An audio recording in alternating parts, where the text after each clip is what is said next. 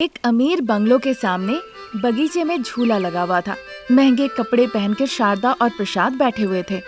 उनके सामने नौकरानी शोभा और प्रभाकर, जो माली और ड्राइवर का काम करता था, वो दोनों खड़े थे। तुम दोनों सुनो, अनामिका 25 साल की हो गई है। अब उसकी शादी करा के उसे ससुराल भेजना होगा। तुम दोनों क्या कहते हो? आपने बहुत खुशी की बात कही है। अब इतनी अच्छी बात पे हम क्या कहें? तुम कुछ नहीं कह रहे हो प्रभाकर? अब हम क्या कहें मालिक, गुजारा करने के लिए हम शहर आए थे। आपने 25 सालों से अपनों के तरह हमारी देखभाल की। मालकिन, हमने भले अनामिका को जन्म दिया, पर आप लोगों ने उसे इतने अच्छे से पाल पोस के बड़ा किया। उसे कभी किसी चीज की कमी होने नहीं दी। अब आप लोग जो करेंगे उसमें अनामिका का भलाई सोचेंगे। हमें आप लोगों पर पूरा भरोसा है। ठीक है शोभा, शाम को हम अनामिका से बात करेंगे। तुम दोनों अनामिका की शादी के लिए तैयार होना। शारदा, ये हमें कभी ना कहे क्या? अनामिका शाम को कॉलेज से आएगी तो उससे बात करो। ठीक है जी, फिर तुम दोनों अपना अपना काम करो। फिर शारदा प्रसाद अपने में बातचीत करने लगते हैं। शोभा और प्रभाकर भी वहाँ से चले जाते हैं। प्रभाकर अपने घर के सामने लगी हुई गाड़ी को कपड़े से साफ करने में लग जाता है और उधर शोभा जाके किचन में खाना पकाने लगती है। और उनकी बेटी अनामिका, जो कि 25 साल की थी, वो एक फूलों वाली साड़ी पहन के उसे दिए गए कमरे में ड्रेसिंग टेबल के सामने कॉलेज के लिए रेडी हो रही होती है। मैंने अपना पसंदीदा फूलों वाली साड़ी पहन ली है, उसी के साथ मैचिंग बिंदी लगाई है, हल्का लिपस्टिक भी लगा लिया है और साथ ही मेरा परफ्यूम भी। अब एक बैग लेके मैं कॉलेज जाने के लिए तैयार हूँ। ऐसा कहकर अनामिका अपना कॉलेज बैग लेकर हॉल में आती है। ठीक उसी वक्त प्रसाद सोफे पे बैठकर अखबार में बिजनेस न्यूज पढ़ रहे थे। गुड मॉर्निंग अंकल, नाश्ता किया? तुम्हारी आंटी अभी तक आई नहीं, आएगी तो साथ में नाश्ता करेंगे। लेकिन तुम अभी तक कॉलेज नहीं गई, यहीं हो? जाओ जाओ, जल्दी जाओ। आप लोग नाश्ता करेंगे, उसके बाद मैं जाऊंगी। लेकिन नाश्ता करने का वक्त से 10 मिनट ज्यादा हो गया है। आंटी अभी तक नीचे नहीं आई। रुकिए, मैं एक बार देख कर आती हूँ। इस तरह से कह के वो अपना कॉलेज बैग को सोफे पे रखकर शारदा के कमरे में जाती है। शारदा वहाँ ड्रेसिंग टेबल के सामने तैयार हो रही होती है। गुड मॉर्निंग आंटी, तैयार हो गई? चलिए ब्रेकफास्ट करने। अंकल वहाँ पे डाइनिंग टेबल पे आपका इंतजार कर रहे हैं। गुड मॉर्निंग अनु, तुम अभी तक कॉलेज नहीं गई? आपका नाश्ता हो जाएगा फिर मैं जाऊंगी, चलिए। इस तरह से कहकर वो शारदा को डाइनिंग टेबल के पास ले जाती है। देखती है वहाँ डाइनिंग टेबल पे प्रसाद बैठे हुए हैं। ये क्या शोभा, मेरे अंकल आंटी डाइनिंग टेबल पे बैठे, अभी तक नाश्ता नहीं लगाया, क्या कर रही हो? जब इस तरह से वो जोर से चिल्लाती है, उसकी चिल्लाने की आवाज सुनकर शोभा जल्दी से नाश्ता एक डब्बे में लेकर वहाँ पे आती है। आप मेरी बात मानिए आंटी, इस कुक को बदलने का टाइम आ गया, ये टाइम पे खाना ही नहीं देती है। उसकी बातें सुनकर शोभा मुस्कुराती है और फिर शारदा और प्रसाद को खाना परोस देती है। शारदा और प्रसाद खुशी खुशी नाश्ता करते हैं। अनामिका कॉलेज के लिए निकलने ही वाली थी, तभी रमेश ऑफिस जाने के लिए रेडी होकर हॉल में आता है। अनामिका और रमेश एक दूसरे को बड़े प्यार से देखते हैं। बेटा रमेश, तुम अनामिका को कॉलेज छोड़ के ऑफिस चले जाना। इसे क्यों ड्रॉप करना है? ये कोई मैसूर की महारानी है क्या? मैं नहीं करने वाला।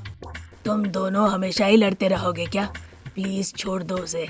प्रसाद की बातें सुन के रमेश गुस्से से अनामिका को देखता है और वहाँ से चला जाता है। अनामिका भी देर किए बिना जल्दी से सोफा से कॉलेज बैग उठाकर बाहर निकल आती है। तब तक रमेश कार को रेडी करता है। अनामिका आके कार में बैठती है।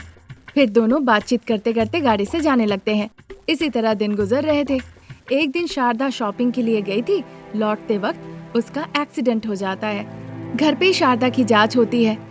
डॉक्टर शारदा के पैर पे स्टिचेस लगाते हैं। शारदा का देखभाल के लिए एक नर्स को अपॉइंट किया जाता है। नर्स, आपको यहाँ रहना होगा। शारदा की अच्छे से देखभाल करनी होगी आपको। और हाँ, समय समय पे मुझे रिपोर्ट्स भेजते रहना तुम। Okay doctor.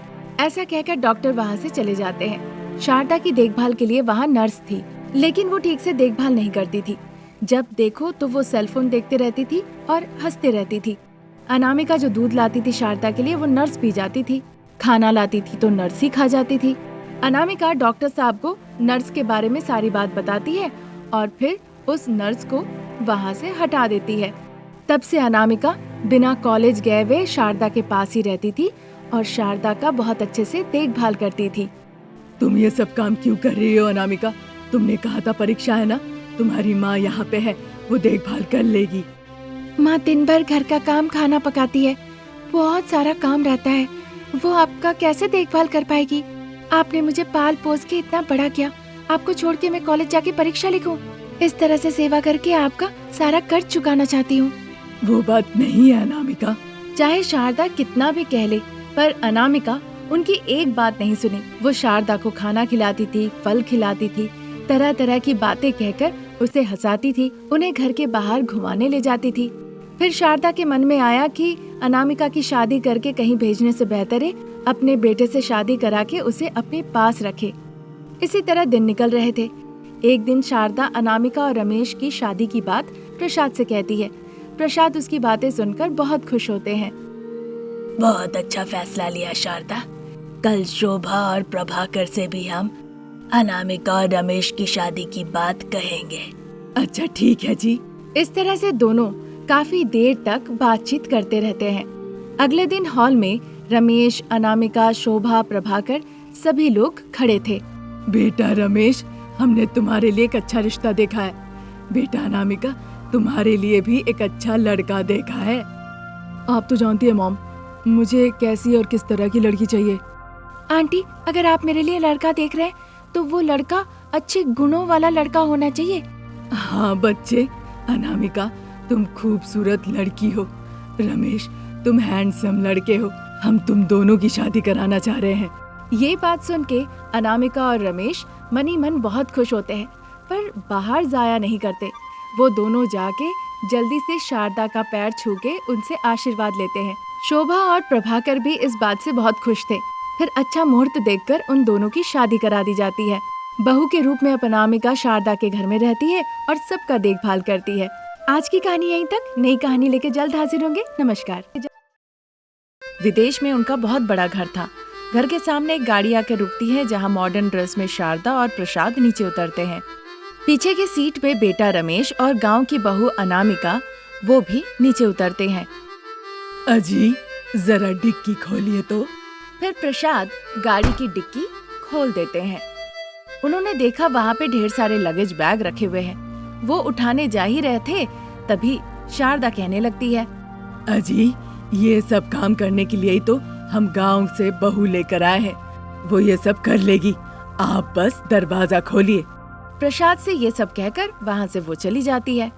सुनो गांव की बहू, डिक्की से सारा लगेज बैग लेके घर के अंदर आ जाओ। मैं क्या बोली समझ गई ना? समझ गई माँ जी, आप अंदर जाइए, मैं लेकर आती हूँ। बेटा रमेश, लगेज बैग निकाल के अनामिका के सर के ऊपर एक के बाद एक रख दो। वो सब उठाकर एक साथ अंदर ले आएगी। शारदा की बातें सुन के रमेश बड़ा आश्चर्य होता है। फिर वो खुद को संभालते हुए, माँ लगेज बैग पहले से ही इतना वजनदार है और तुम कह रही हो कि सारे बैग एक साथ अनामिका के सर के ऊपर एक के बाद एक रख दो। इतना वजन लेकर वो अकेले कैसे अंदर आएगी माँ? पर तुम गांव की बहू को ऐसे मदद करोगे तो भी तो अच्छा नहीं लगेगा। ऐसा कहकर शारदा वहाँ से अंदर चली जाती है।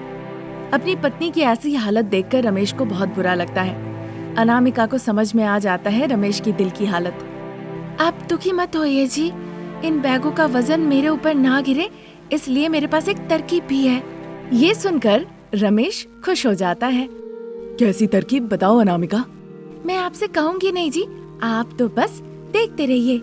ऐसा कहकर वो बैग से सारा सामान, कपड़े लत्ता निकालकर डिक्की में रख देती है और रमेश को खाली बैग दिखाती है। अब आपने देख लिया ना, ये सारे बैग अब खाली हो गए हैं और इनमें बिल्कुल वजन भी नहीं है। सारा सामान हम ऐसे ही डिक्की के अंदर रख देंगे और मैं खाली बैग लेकर अंदर चली जाऊंगी। अपनी गांव वाली बीवी की बुद्धि देखकर रमेश जोर जोर से हंसने लगता है। फिर वो अंदर चला जाता है। अनामिका भी मुस्कुराकर सारे खाली बैग्स ले जाके सासू माँ शारदा जो सोफे पे बैठी थी वहीं पे जाकर रख देती है। सारे बैग खाली देखकर शारदा बड़ा आश्चर्य होती है। अरे गांव की बहू, मेरे पति के कपड़े लत्ता, मेकअप के सामान, गहने, वो सब कुछ कहाँ गए? इन बैगों के वजन कम करने के लिए मैं सारा सामान निकाल के गाड़ी की डिक्की में रख दी हूँ। फिर मैं सारे बैग को अपने सर के ऊपर उठाकर अंदर ले आई माँ जी।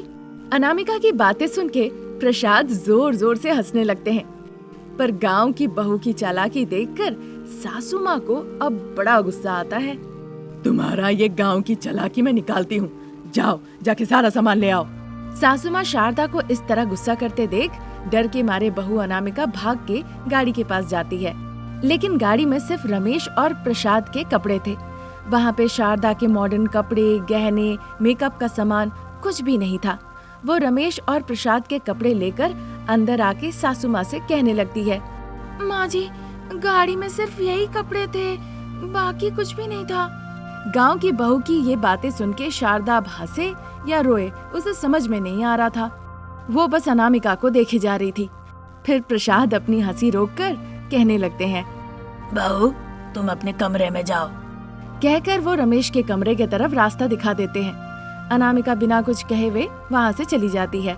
गांव की बहू के साथ तुम खिलवाड़ करना चाह रही थी, अब गांव की बहू तुम्हारे साथ 2-2 गेम खेल गई।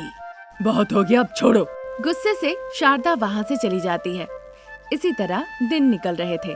गांव की बहू अनामिका मन लगा के घर का काम काज, खाना पकाती थी और बहुत खुशहाल जिंदगी जी रही थी। तभी एक दिन रमेश ऑफिस चला जाता है और शारदा प्रसाद कहीं बाहर जा रहे होते हैं। सुनो बहू, मैं और तुम्हारे पिताजी बाहर जा रहे हैं, तब तक तुम घर की अच्छे से साफ सफाई करो ताकि वो बिल्कुल चमक जाए। ठीक है माँ जी, आपने जैसा कहा वैसे ही करूँगी। आप और पिताजी बाहर से घूम के आइए, फिर आके देखिएगा। उसकी बातें सुन के प्रसाद हंसने लगे। अब वो जोर जोर से तो हंस नहीं सकते, इसीलिए मन ही मन हंसते हैं। शारदा और प्रसाद घर से निकल के गाड़ी के पास आते हैं और फिर गाड़ी में बैठकर चले जाते हैं। अनामिका सोफे पे बैठकर सासू माँ ने जो कहा उस बारे में सोचने लगती है। विदेशी सासू माँ ने क्या कहा, एक बार याद कर लूं। हाँ, उन्होंने कहा कि घर को एकदम सफेद की तरह चमका देने के लिए। पर ये घर सफेदी की तरह कैसे चमक सकता है, कैसे? इस तरह सोचते सोचते गांव की बहू अनामिका को एक तरकीब सूझती है। वो सीधा स्टोर रूम में जाती है। वहाँ एक सफेद पेंट का डब्बा था और ब्रश था। उसे लेकर हॉल में आती है। अगर इससे पेंट कर दो तो सफेद हो जाएगा ना। फिर देर किए बिना वो ब्रश लेके पूरे घर को रंगने लगती है। थोड़े समय के अंदर ही अनामिका पूरे हॉल को रंग देती है। फिर शारदा के बेडरूम में जाके उसे भी रंग देती है। तब तक में उसका पेंट खत्म हो जाता है। वो वॉशरूम में जाकर अपना हाथ धो लेती है। फिर शारदा के ड्रेसिंग टेबल के पास जाकर एक ग्लिटर बॉक्स से ग्लिटर लाकर पूरा हॉल में छिड़क देती है। हाय भगवान, मेरी विदेशी सासू माँ ने कहा था पूरे घर को साफ करके उसे एकदम सफेद रंग से चमका देना। अब तो वो मेरी तारीफ जरूर करेगी। बहुत खुश थी अनामिका। तब तक कॉलिंग बेल बजता है। अनामिका जाके दरवाजा खोलती है, देखती है सास ससुर घर लौट आए हैं। आ गई माँ जी, देखिए आपने जैसे कहा था वैसे ही किया है, देखिए ना। ऐसा कहकर वो दरवाजे के सामने से हटती है। शारदा घर के अंदर जाकर देखती है पूरा घर सफेद रंग से रंगा हुआ है। शारदा को कुछ समझ में नहीं आता है। वो आश्चर्य होकर देखने लगती है, पर प्रसाद पेट पकड़ के हंसने लगते हैं। ये क्या किया है बहू? आपने जो कहा था वही किया है माँ जी। आपने कहा था ना साफ सफाई करके बिल्कुल सफेद रंग से घर को चमका देना, इसीलिए मैंने अच्छे से घर को साफ कर दिया। फिर सफेद रंग के पेंट से पूरे घर को पेंट कर दिया। और ये भी कहा था ना ताकि घर चमके, इसीलिए ड्रेसिंग टेबल से ग्लिटर्स का डब्बा लाके पूरे घर में छिड़क दिया है। देखिए माँ, ये घर कितना चमक रहा है, कितना सफेद है। उसकी बातें सुन के शारदा को लगा अब वो चकरा के बेहोश हो जाएगी, और सच में वो गिर गई। अब तक तो प्रसाद हंस रहे थे, पर शारदा को इस तरह गिरते देख उनकी हंसी रुक गई। वो शारदा को देखने लगे। बहू, तुम सासू माँ के पैर पकड़ो, मैं हाथ पकड़ता हूँ। प्रसाद शारदा के दोनों हाथ पकड़ते हैं और अनामिका शारदा के दोनों पैर पकड़ती है। फिर शारदा को उठाकर उसके कमरे में ले जाकर बेड पे सुला देते हैं। अनामिका शारदा के पैर रगड़ती है। थोड़ी देर बाद शारदा अपनी आंखें खोलती है। बाद में वो अनामिका को अपने अनुसार प्रशिक्षित करना शुरू करती है।